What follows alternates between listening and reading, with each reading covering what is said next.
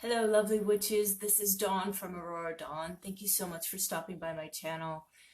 I just wanted to make this a little chat about what's going on. There's a lot of stuff going on right now, a lot of angst, anxiety, stress, just things are being turned upside down. And I just kind of wanted to talk about what was going on. So the first thing I want to talk about is about Black Lives Matter and why we need to pay attention and really just listen. If you don't see the racism, then just listen. We need to create space for people to share what they're going through, share their fears, and share their concerns. And we need to listen. Now, I know there are people who say, well, all lives matter. Yeah, we know that. We know that all lives matter. But right now, we are focusing on a disparity, something that needs to be corrected, something that is happening right now that needs to be focused on. We need to pay attention. So I would encourage all of you to at least listen to what people are saying. I read I guess an account. Neil deGrasse Tyson wrote up a very long thing on Facebook about his experience of being pulled over. And it just, if it were me, police officer would not have pulled me over. I don't think so. The only reason they pulled him over, so this is what they said, was because the age of the license plate did not match the age of the car, and they were concerned that it might have been stolen. This is Neil deGrasse Tyson. They asked him, where do you work? I'm a professor at a university. I mean, come on, people. There's something going on here, okay? Not all police officers are corrupt or are on a power trip, but some are. So the attention, the light, the consciousness needs to be on, let's make some changes. Let's look at where we can make this better.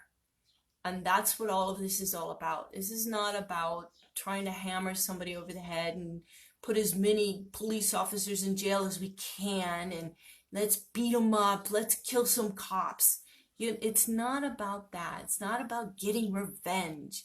It's about bringing light, consciousness, understanding to what is happening. And I know there's a group of people who are pushing back against change, and that's a huge thing because change is scary, and there are a lot of people who are comfortable where we are now, and they don't want to change, and they are pushing back. They don't understand.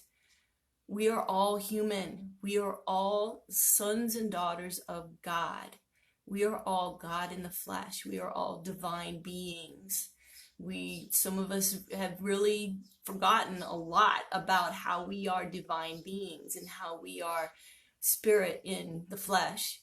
And when you have that disparity there, if you can't see that you are a divine being, it's going to be very difficult to recognize it in the other person, and it makes it harder to have respect and love and compassion for this other person who you see is so different from you.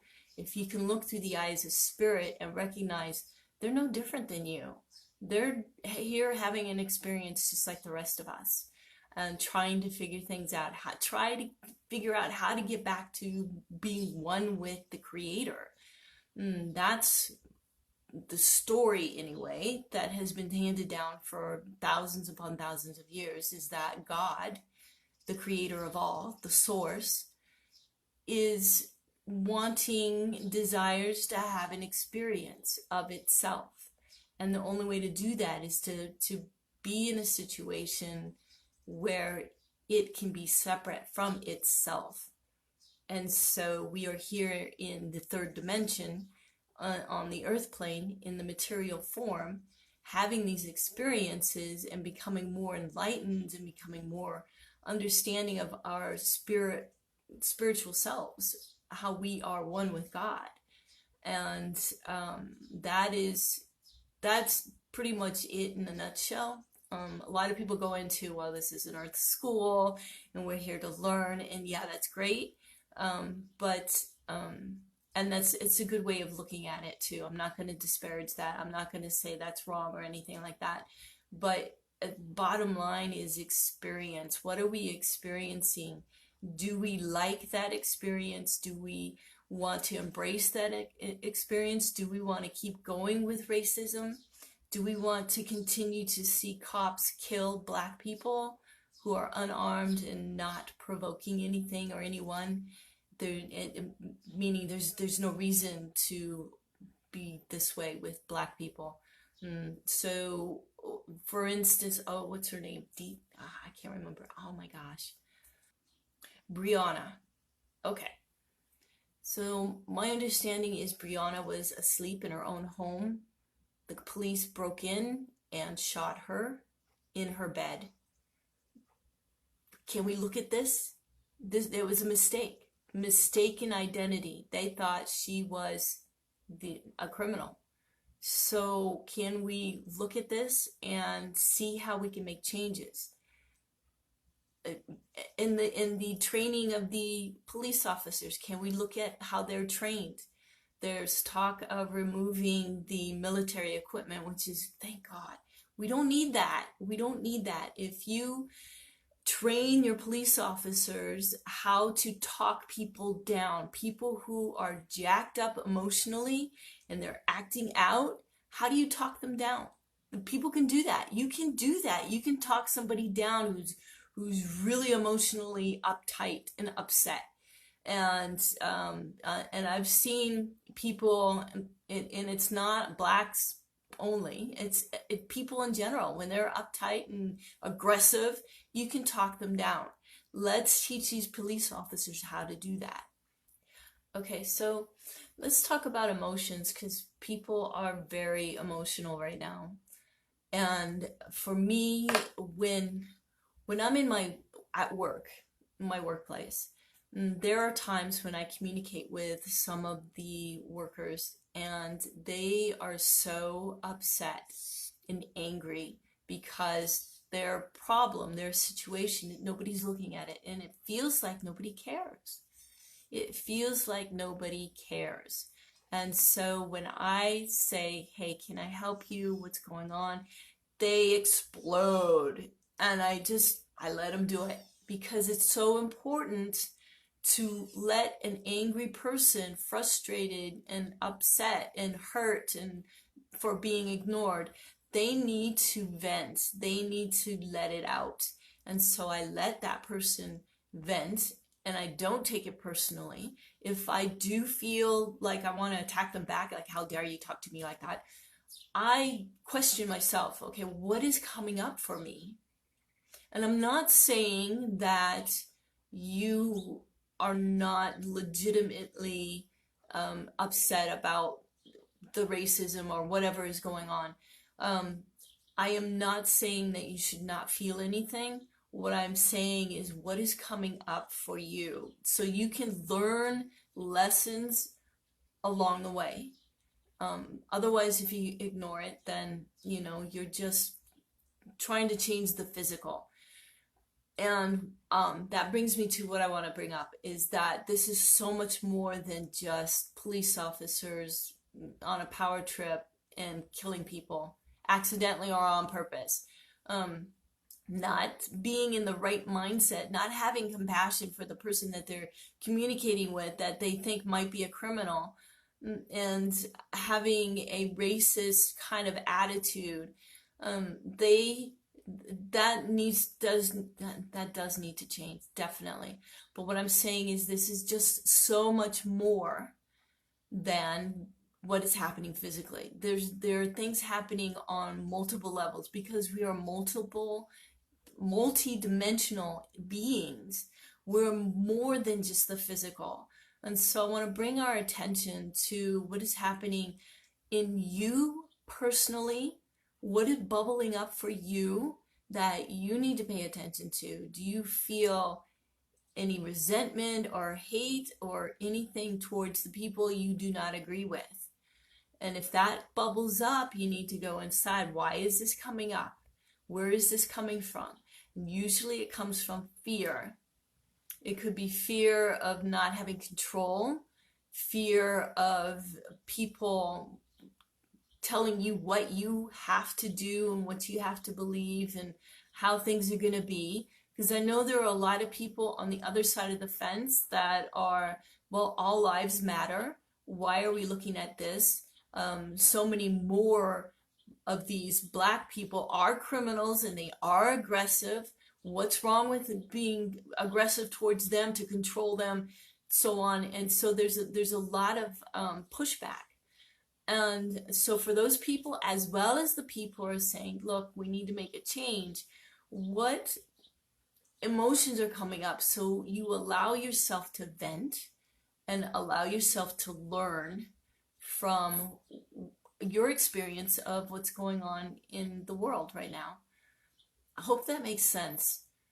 Just recognize that it's more than just physical. It's more than, pushing against society and the way things have been so we can make a change. And I'm all for making a change. It's definitely what's gotta happen.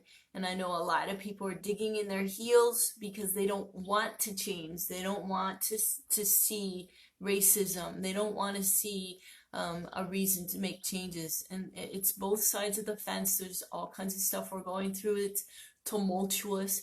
And I have to say, I'm so thankful that people are protesting by the thousands, not only here in America, but over in other countries. In London, there are a ton of protesters because of George Floyd, as well as in France.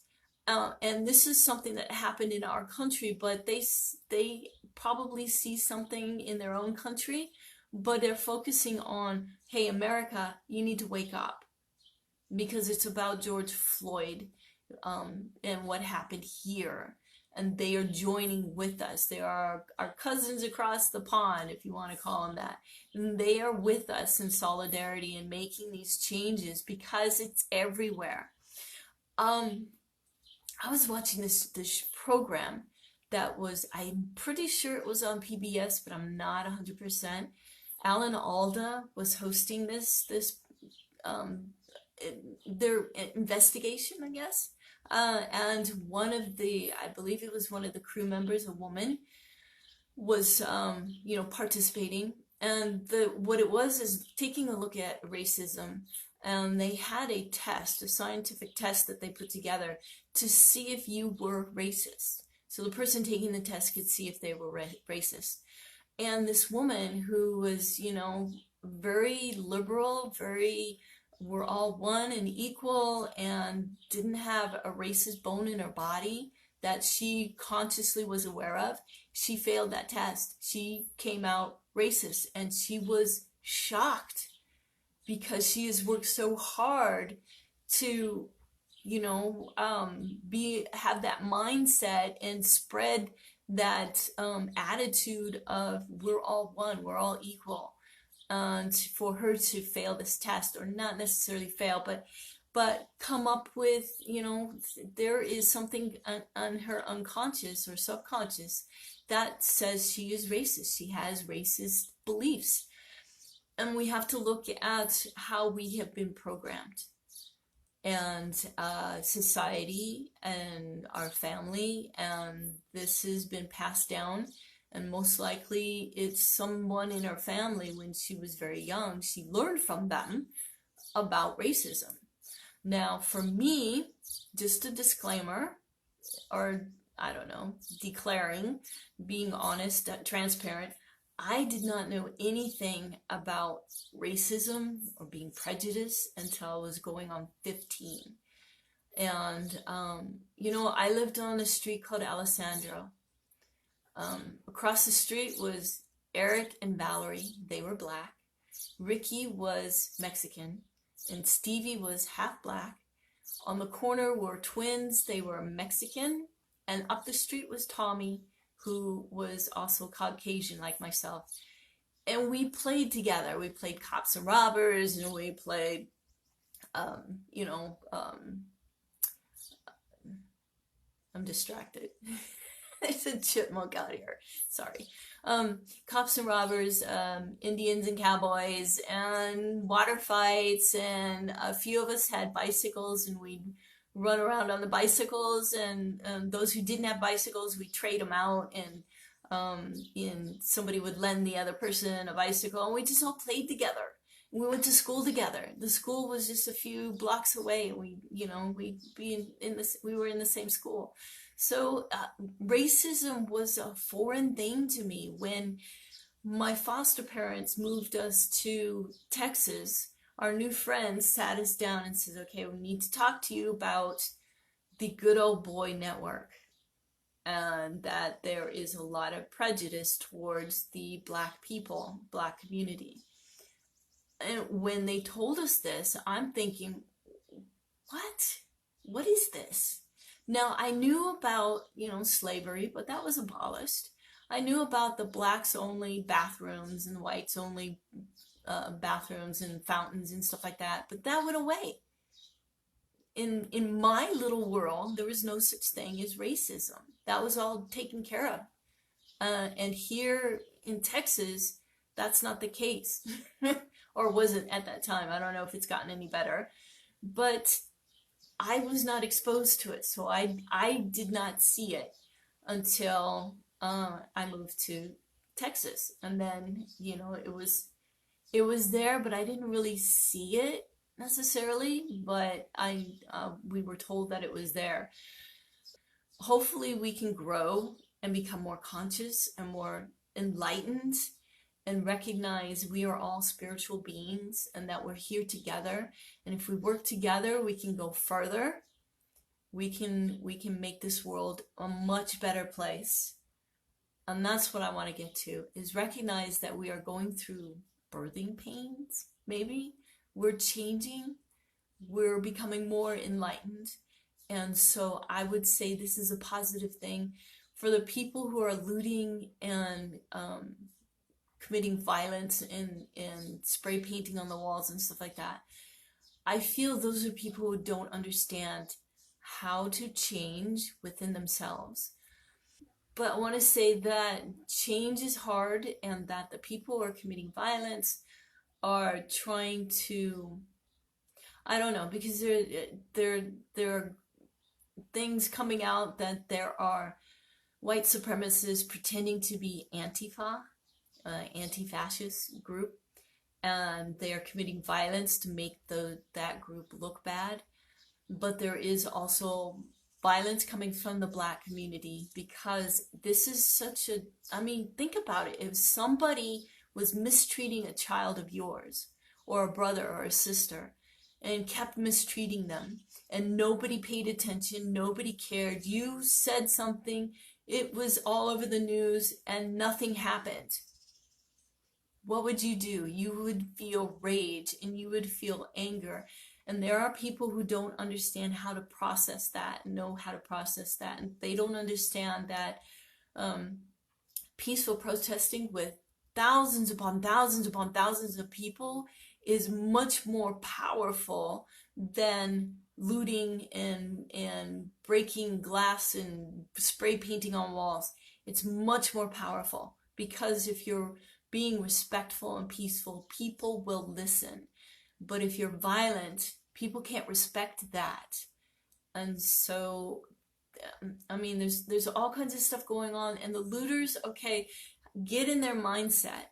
Here is a group of people, and I'm not saying all of the looters are this way, but some of them, I would imagine, is feeling that crushing, oppressive feeling of poverty. And I know some people are thinking, well, they could get themselves out of poverty. I did it, or, so and so did it. All these people did it. They can do it. Why don't they do it? Some people don't have the mental ability, should I say? And I'm not saying that they're stupid. What I'm saying is they're so entrenched in an environment that says, this is your life, this is where you have to be, this is it. And the struggle there, that here's an opportunity to get free food, to get free clothing, maybe something you can sell. Let's go do it. So there might be some of that, and there might be some of, well, I'm entitled. Okay, so what I want to say is that this is a spiritual thing that is happening that is affecting the physical. And I want to touch on poverty and black on black crime. Yes, black on black crime, black on black murders are there, and they're in huge numbers, and it's terrible. But let's work on that once we get the police thing straightened out and we get police trained so that they can communicate with the people in the neighborhoods that they are patrolling and trying to keep safe. And then we can address other things like poverty. And so there was a movie, and I apologize, I can't remember the name of the movie, but it was a young black boy who grew up in that environment of poverty, and his, I want to get this right, because I'm getting another movie kind of interacting. His brother, okay, his older brother was a drug dealer, and that's how he made his money.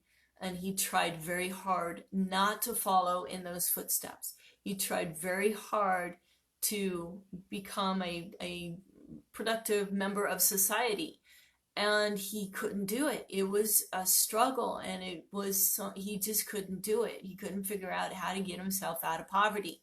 And so he went into selling drugs, and it was easy, quick, easy money, and it was so very attractive to him. But he was not happy because he did not want to be a part of that at all. But he couldn't figure out how to get out of it. So I want to say that we as a people have a responsibility of correcting this. What is causing this? And I can go into all kinds of different things that is creating poverty and keeping people impoverished. But I don't want to do that here. But we need to address it. We do. And I feel that all of the violence and the crime and the black on black stuff is because of poverty. And we need to do something to change that. And we can do that. We can do it. We have the ability. We can do it. We can make this world a better place, but we first have to address the racism. All right? Because that is key to the poverty and keeping those people impoverished, to keeping them disempowered. And we need to change that. We really do. So I want to encourage you to make space for these people. If you're not involved, at least let them voice what they need to voice and listen. We all need to listen. No matter what side of the fence you're on, we need to listen. This is going to help all of us grow spiritually, mentally, emotionally, physically. And if you are having uncomfortable emotions like anger, hurt, frustration, worry, any of these things, let them bubble up. Pay attention to them. Where are they coming from? Where is the root that they're coming from? Where is this fear? Is it fear of being out of control? Is it fear of people pushing their opinion on all of society? Where is this coming from? And really find a source of security and confidence within yourself. Now, I did several videos on the first 3 classes of my course called Self-Mastery for Witches. And this teaches you how to process these emotions, how to let them bubble up, how to find out where they're coming from, and to nurture your own emotional needs so you don't feel this upheaval. I have a friend who is also my student who right now is emotionally so jacked up that you can tell by all the exclamation marks she puts on her comments and all of the big letters, the capitalized letters she puts on all her comments on Facebook. I know that she is going through an emotional upheaval right now. and she's fighting back against the change. And so I can't talk to her. I've tried, but I can't talk to her right now. She has to process those emotions so that she can have a conversation without her emotions getting involved in interfering. So I leave space for her because I know she is emotionally upset.